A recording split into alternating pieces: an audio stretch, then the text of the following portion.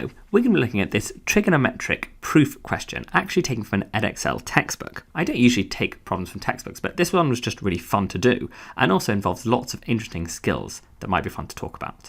So given that 4 of sine x plus 70 is equal to cosine x plus 20, show that tan of x is equal to minus 3/5 tan of 70.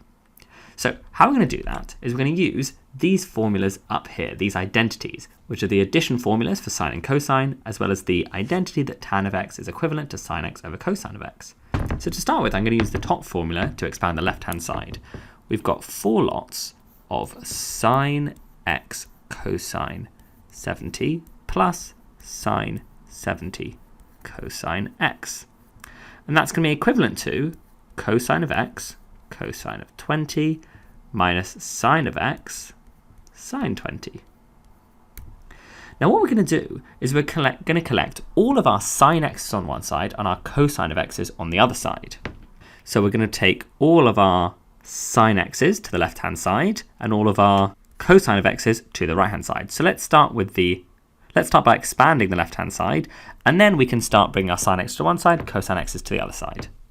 So we have 4 sine x cosine 70 plus 4 sine 70 cosine of x, and that's still equal to this right-hand side.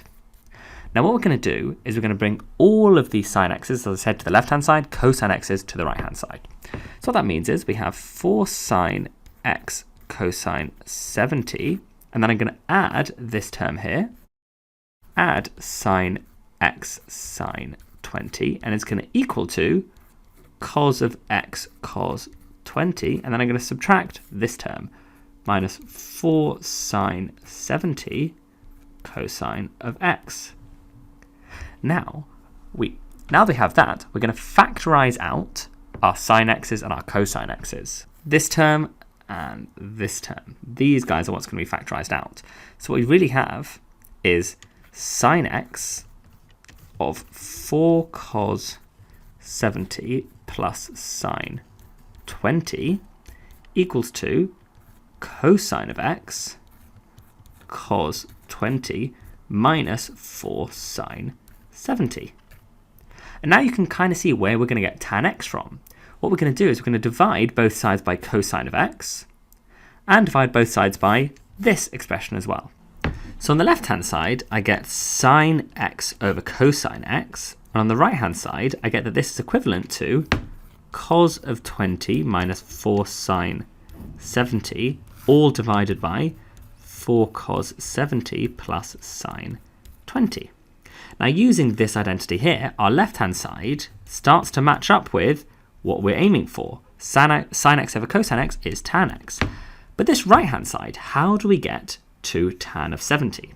Well, what we're going to need is we're going to need sine 70 on the top, because this can be written as sine 70 over cosine 70.